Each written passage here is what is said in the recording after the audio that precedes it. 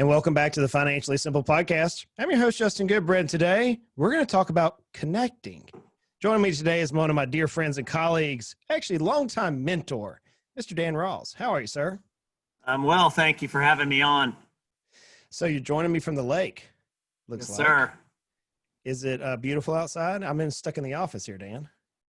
It is beautiful outside. You know, it's just my happy place in the summer. Happy place. Well, you're coming through loud and clear. I'm assuming you're in East Tennessee at this point. Is that correct? Today, yes. Today, yes. The reason why I asked that about Dan, if where he's located, is because Dan is probably the most connected person that I know. And I know a lot of people, friends. I know thousands of people, business owners, executives, politicians. Yep, none of them compare to the network that I know that Dan Rawls has amassed in his almost 20 plus years of business. So today I want to pick my mentor's mind, his brain a little bit, and figure out what Dan did to create such a network. So Dan, man, I appreciate you joining us today. And I want to dive into your depth of knowledge to ultimately get to this point of a roundtable discussion. You and I have talked about roundtable discussions. I think we both agree that we as business owners need roundtables. Is that correct? Absolutely. It's about aligning with the right people, with the right strategic advice, people that have gone before you that you can learn from, but yet you can share things as well. So, friends, for those of you listening to me today, you might want to know that Dan Rawls has been a business owner for years, many, many years. He's also sold a business. He's mentored hundreds, if not thousands, of business owners over his career. And so, Dan, let's start with this. Let's first begin with, if I'm a business owner and I've been working in my business nonstop and I haven't taken time to actually pick my head above the clouds or get it out of the water, whatever I'm going to say, to actually meet other people, what's the first step that business owners need to take to begin building a network, to become a connector, to be able to connect people to each other? Well, the first step is you've got to meet the right people. And a lot of people think they know the word networking. And I was part of an organization. It was a networking organization in a franchise model for many years, quarter of a century. And that was good for people that were starting out. But as people became more seasoned in their business, they became more experienced in their business.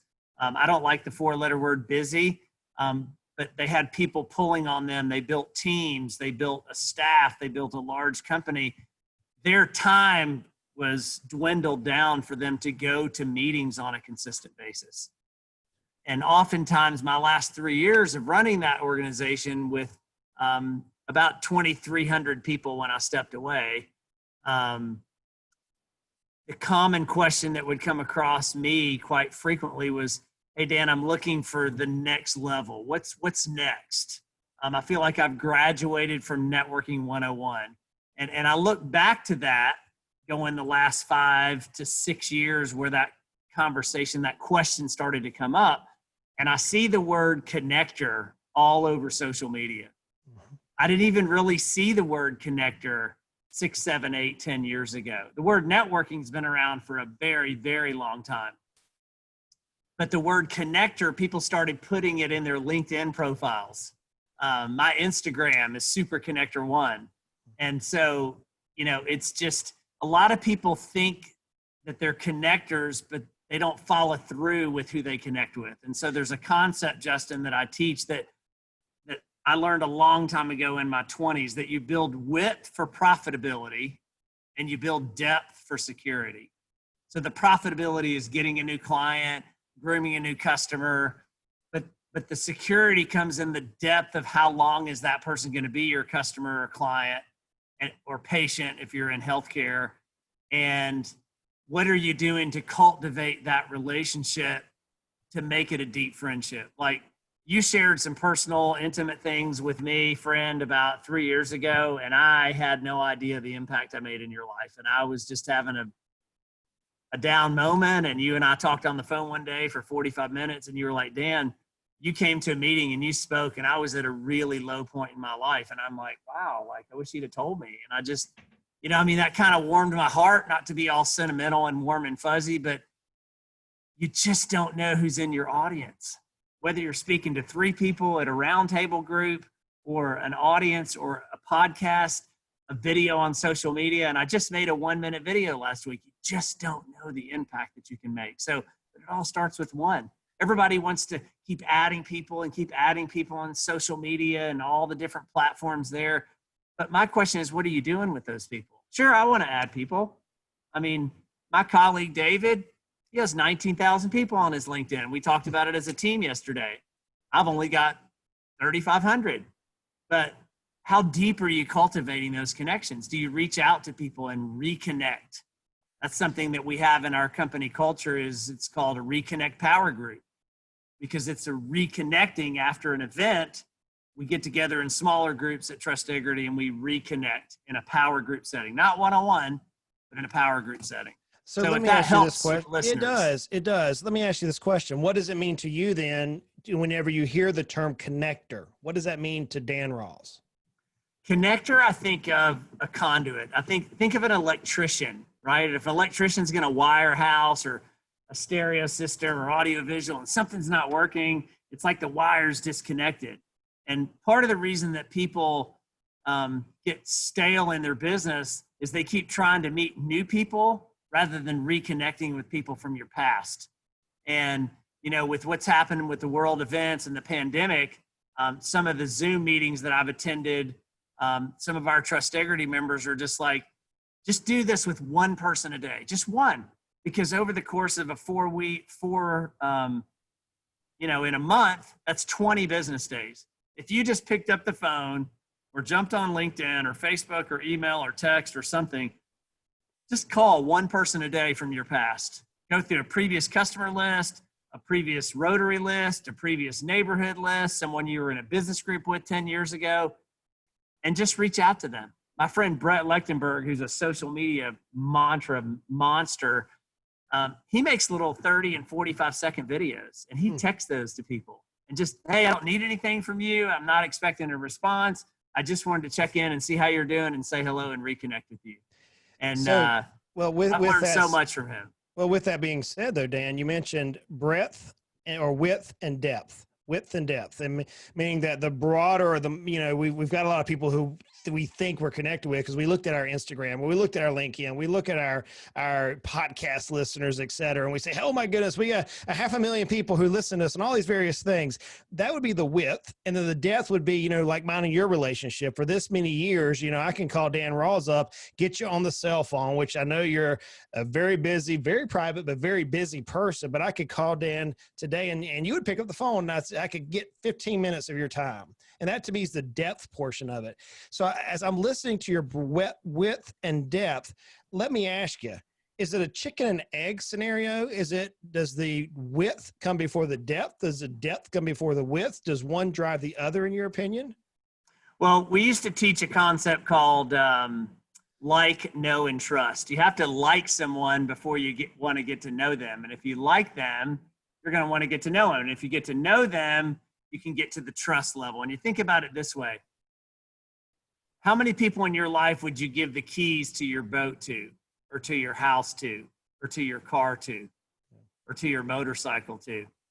How many people in this world would you let stay with your kids if you wanted to go on a trip with your spouse or significant other to watch your kids? How many people would you do that with? And so very few people get to the trust level, and men and women are different in a personal setting. I was just on literally a 24-hour Zoom meeting that was broken up into 3 days. We have some new franchisees with Trustegrity, and one of the gentlemen went to West Point, and he said, the thing I like about this is the deep, intimate relationships, but I'm not diving deep in my first 2 or 3 months. It just ain't gonna happen. And he's a West Point graduate, very sharp business coach. And there's a lot of wisdom in that. So, but you have to like to get to know, to get to trust somebody. And people just want to fast forward and just get to the trust. Like, oh, hey, I met you at a networking event and, do you want to buy my product? And people go about it from a salesy standpoint rather than a relationship standpoint. Like a lot of my business is referrals. a lot of my business comes from people that have known me for years because they know I've been in the same business for 30 years. That I'm not bouncing, I'm not jumping to something else. In fact, if you go out to dinner with your wife or your spouse, and you run into someone at a restaurant, you haven't seen them in a long time, what's the first question that usually comes up? So, what are you doing now? And so, why do we ask that question? Because we live in this world of people are on to something else or something different, and it's okay because I'm at the age now where there's a lot of people that have shifted their careers. They've retired from one career, they got bored, and they went and decided to go do something else. And so I'm experiencing a lot of that with the people that I'm running with, if you will. But generally speaking, most people stick in a career 3 to 5 or 7 years, and then they're on to something else. And so our brain goes, hey, so what are you doing now?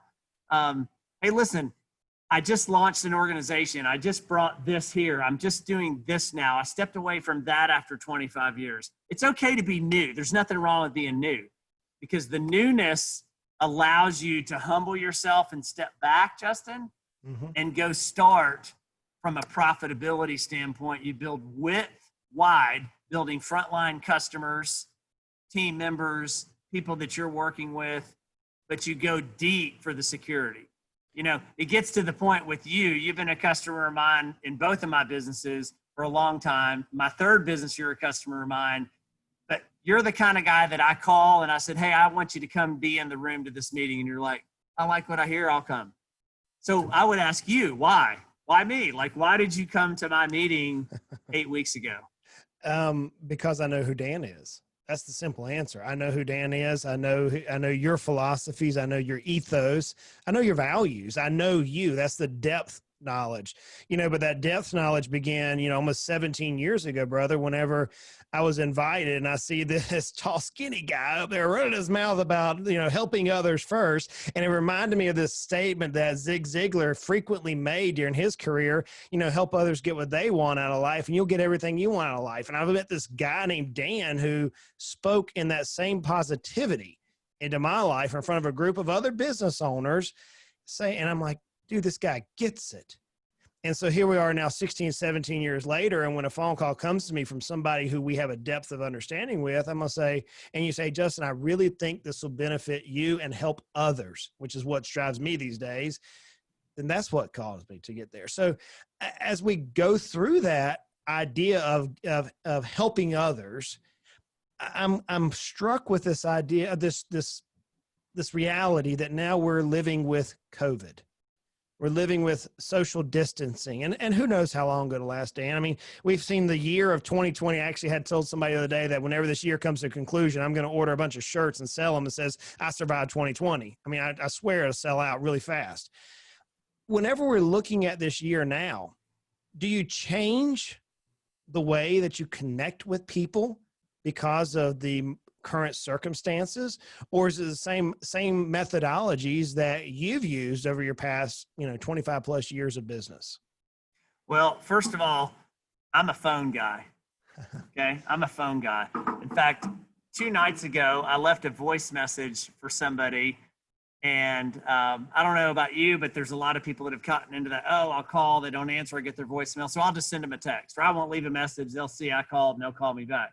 It's such a waste of time. And I've been guilty of getting thrown into that soup bowl. But I said, hey, you know what? I'm leaving you an old school voicemail. And here's 3 points that I need you to know about. And he called me back. I missed his call. He goes, I'm going old school too. He's 10 years older than me. And he said, here's the answers to your questions. But we could have chit-chatted and played phone tag and sent 8 text messages back and forth. Do things shift? Sure. Video, Zoom, Google Hangouts, Facebook Messenger, LinkedIn audio. I'm just an audio guy. I use all the different platforms and apps that there are. But at the end of the day, in my life, I hope as long as I'm networking and connecting professionals, Justin, I hope that text and email will never replace the value of the spoken word in my career. As long as I'm working, as long as I can make my little difference and my little impact there. And I would ask you this. So, we've been reconnected after not having been for 3 years. And in 8 weeks, I've given you a few connections. I don't know what's going to happen with those connections, but they're very precise connections that you asked me for. And one of them was someone that you already knew, but you hadn't talked to him in a long time. And I was the conduit. I helped that wire I was the electrician to get y'all reconnected. So I would just ask you, tell the world, tell your audience that if you get to know someone, they can open doors that you'll never get through. Well, I think you just said that, brother. I think you just said that. And you know, it's often stated that somebody else's recommendation, anytime you can get somebody else to refer you. Cialdini wrote an unbelievable book on this, by the way, if you want to read Cialdini's book on connectivity, that whenever you have someone else who reinforces you, the Dan Rawls that I know, then it's a lot better than self-promotion, which is why we have these 5-star reviews, which is why we have these Google reviews, these Facebook reviews, which is why if you even go back before social media, whenever you and I first met, when we still had like, you know, we didn't have, we had pagers in that time period. I mean, putting some age on us now, but whenever we were back in that point, a phone call, as you mentioned, was still just as powerful as anything ever. And it still is, to my opinion. It's one of the most powerful connections. So let's circle here to this discussion then. I really want to hone in on this roundtable discussion, because one of the things that I love about connectivity, connecting people together, is you never know where it's going to lead. And it's one thing for me to, hey, tag you on Facebook, so to speak, Dan. It's another thing for me to send an email connecting you to Fred Flintstone. It's a far different connectivity, a depth of connectivity for me to place Dan Rawls and Fred Flintstone around a table together to speak at a round table format for 2 hours or 3 hours.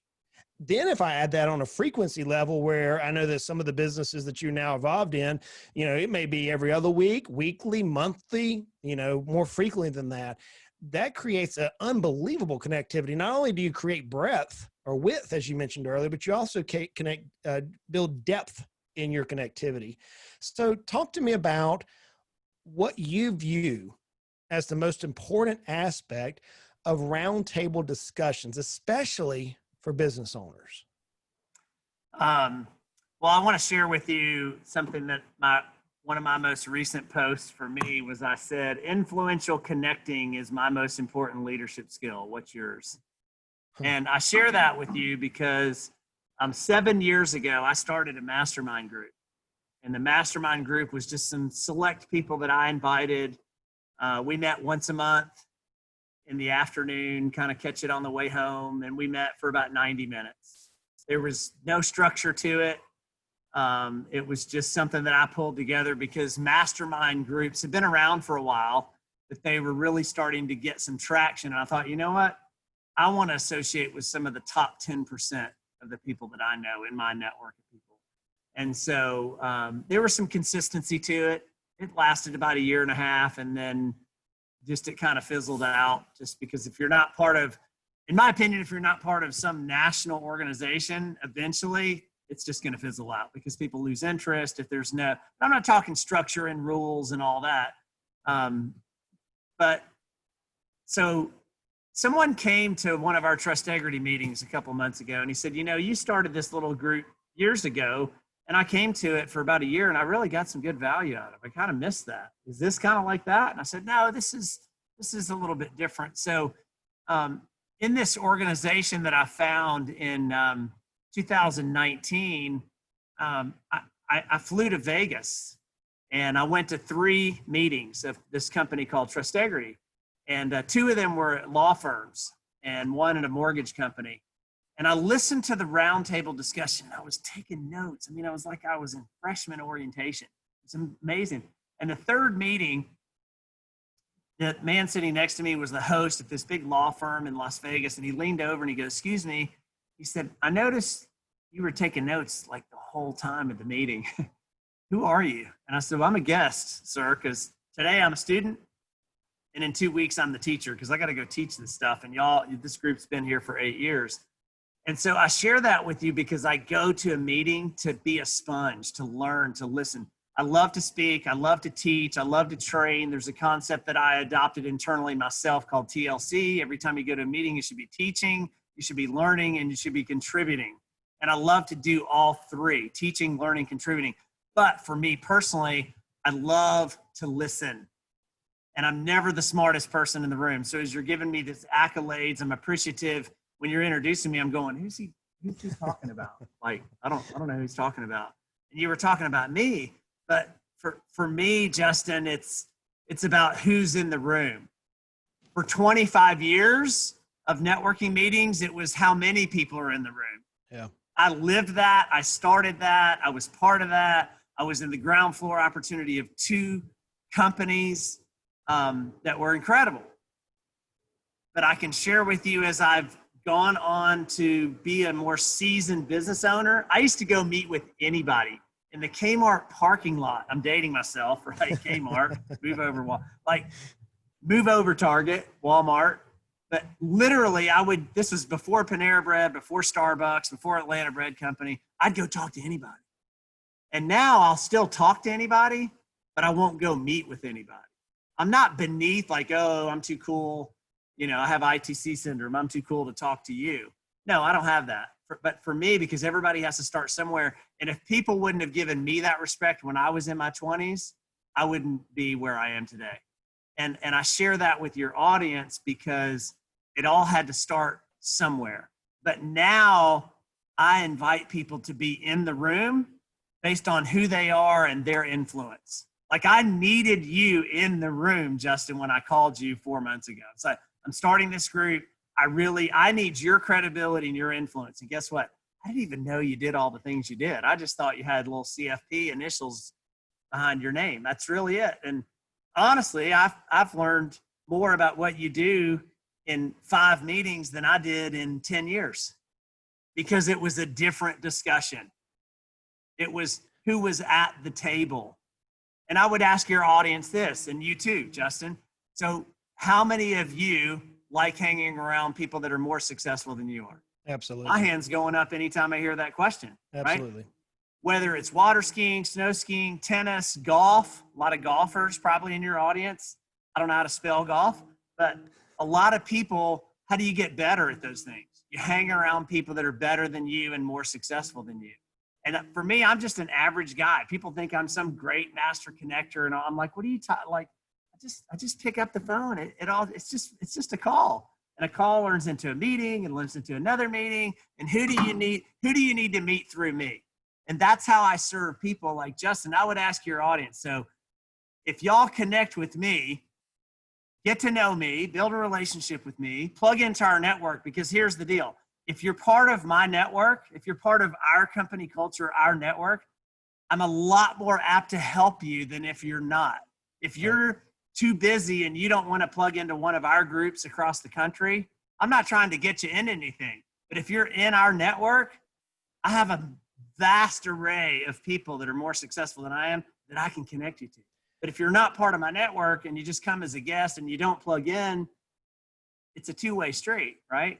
You know what's interesting, Dan, is that one of the things we teach business owners in order to drive the value of their company through the roof. And you've heard me talk about that we strive to teach business owners how they can, not always, but they can double their net worth every 3 to 5 years. And the primary way they do that is through this enterprise value of their company. We've actually done several hundred episodes on the podcast about increasing the value of our company. And for those of you who need to go back and listen to that, you can check it out at financiallysimple.com. We have all sorts of blog articles there. You can see the videos even on YouTube if you want to check those out. While you're there, you maybe want to watch this video. Dan's sitting on the boat here in East Tennessee, and the sun's actually getting his eyes right now, which tells me the rains are over outside. But one of the things that's interesting to me, Dan, is we teach folks that you need to have a trusted board of advisors. You need to have some people who are, as you mentioned, are more successful than you are, that have been down this road. Someone often says, experience is the best teacher. I beg to differ with that. I think somebody else's experience is the best teacher. I don't have to touch the fireplace to know it's hot. My mom told me the fireplace is hot, okay? I don't have to go experience that.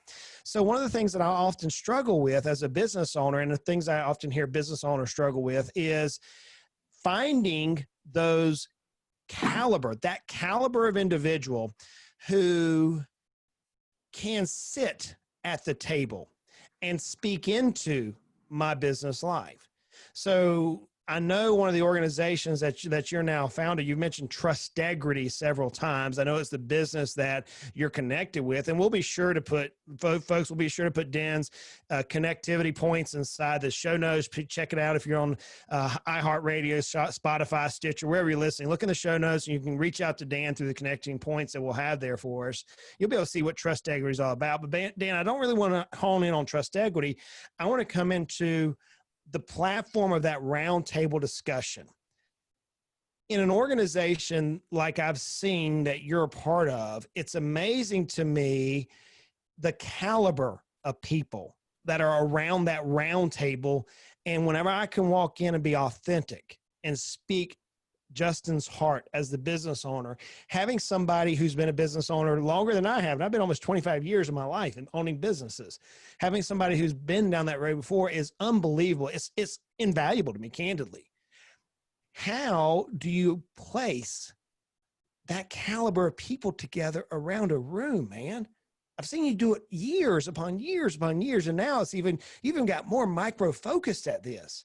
How do you attract that caliber of people within your network or other people's networks to bring them together to influence the greater good? Well, part of that is finding the right people, finding out how long they've been in business. And part of the culture of this organization that you mentioned, Trustegrity, is people have to be in business for at least 5 years. In fact, our average length of time in business nationwide, average, some are more, some are less, but average is 15 years. And you were at a meeting recently where Angela, actually, one of the members said, one of the things that gives me confidence to be here as a guest today, a guest, first time guest, is that she's been in her career for 22 years in her industry, is that the experience, everybody around the table has been in their business for double-digit years.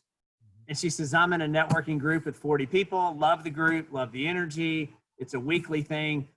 But honestly, I probably won't ever connect or refer with 75% of those people because I don't want to put my reputation on the line when someone's newer in business because they haven't gotten to that trust level with me.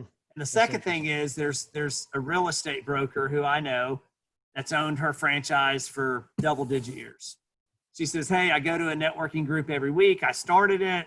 I've been a leader of it a couple of times. I love it. But the fact that everything that's shared around this table here is held in strictest confidence, and it's just a verbal commitment that it's not going to leave this room. I shared something today that was the most vulnerable thing publicly that I've ever shared in my life. And she was a guest in March. And that was a teaching moment for me. Here's a guest. Now, I've known her for 10 years. I didn't even invite her. Somebody else did. But the teaching moment for me was I was taking notes when the freshman was speaking, you see, because I haven't arrived. I'm not the graduating senior. And school is never out for the professional, Justin. That's the thing for someone like me. Our CEO takes gobs and gobs and pages of notes because we're always learning. But the fact that around this roundtable discussion, it's part mastermind, part thought leader, part business discussion topic, but it's positioned in a way because we're a national organization. The leaders, we've got 48 years combined experience. We know what we're doing. We know how to facilitate this discussion. We've got the questions for the next 6 months, and it draws out the best of people. That anything you share in a vulnerable way is held in strictest confidence. And I have to say this, at one of our meetings 2 weeks ago, the chair called me 2 days ago who leads the group. And he said, Dan, I've been in the group for not quite a year yet. The group's really coming together. And he said, a couple people got really emotional because the discussion topic you all threw out was pretty deep. And I said, you know why that is, Steve? It's because your group is getting to this level of trust right here. You're getting to this level of trust. And when that happens in business, your business goes to the next level. You know, for me, the vice president of the local chamber of commerce was a trusted advisor for me. If I had a struggle, I could call Mark and I could just cry. I could vent. I could just be mad. I could be frustrated, and he would just be a sounding board for me. But but I knew I kind of needed more than one. Right. And there was never a group environment, in my opinion, until what we have with what we've put together to do that. So, you know, I encourage people, find a group, find our national group. You're part of a local group, find the national group. We have a global guest event every other week on Zoom, and that one will always stay on Zoom. There's regional events. But the thing is when you're seeking the right connections, things will happen for you. And there's a difference between referrals and connections. And I'm a guy who taught referrals for a quarter of a century. I think I have a little bit of authority in that arena. But now that I've been out of teaching referrals for several years, I look at higher level connections. I went on a mastermind cruise with 80 entrepreneurs from around the world 14 months ago. I had no business doing that. That was crazy to me. But I reconnected with someone from my past, and we've built a friendship, and I'm so thankful for that. That was the best connection for me.